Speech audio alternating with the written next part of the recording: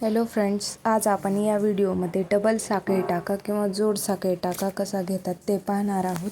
त्यासाठी मी इथे एक लाईन ड्रॉ करून घेतलेली आहे आणि त्या लाईनवर मी इथे एक मागे टाका काढून घेतलेला आहे। तो टाका झाल्याच्या नंतर मी त्या लाईनवर व्यवस्थित टाके छोटे छोटे टाके घेत आहे। या जोड साखळी टाक्याचा उपयोग तुम्हाला पुढे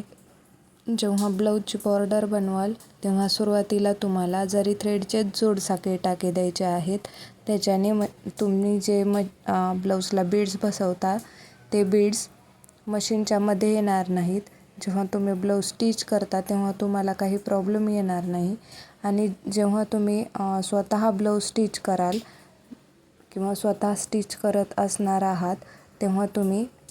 या जरी थ्रेडचे 3 लाईन बनवा आणि जर बाहेर स्टिच करायला द्यायचे असेल तर त्याच्या 2 लाईन बनवल्या तरी चालतात। आणि या लाईन नाजूक म्हणजे हे टाके नाजूक येतील याची काळजी घ्या, कारण जेवढे टाके नाजूक असतील तेवढे वर्क प्रॉपर दिसते आणि ब्लाऊज गोळा होत नाही।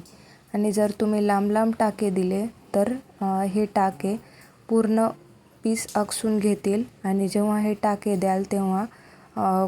रिंगला क्लॉथ एकदम टाईट फिक्स केलेला आहे का नाही याची काळजी करा, कारण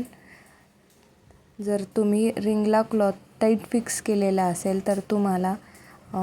हे टाके घेण्यासाठी काही प्रॉब्लेम येणार नाही आणि क्लॉथचा जो दोरा आहे तो पण नीडलमध्ये अडकणार नाही। आणि इथे आता मी अजून एक टाका दिलेला आहे आणि त्यानंतर त्याला चिटकून जी खालची अजून एक टाका देऊन जी खालची लाईन आहे म्हणजेच त्याला चिटकून एकदम चिटकून या जोड साखळी टाक्यांमध्ये अंतर दिसू नये या पद्धतीने इथे मी टाके